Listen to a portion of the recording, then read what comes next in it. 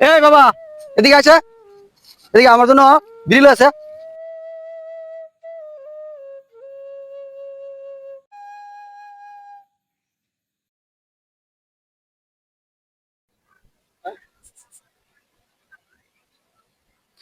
আরে আমি তো এটা খাই না। আরে এটা খাইলে আকাশে বাতাসে উড়বি। দে তাহলে এক সিবি খাই, কেন ডাকলি?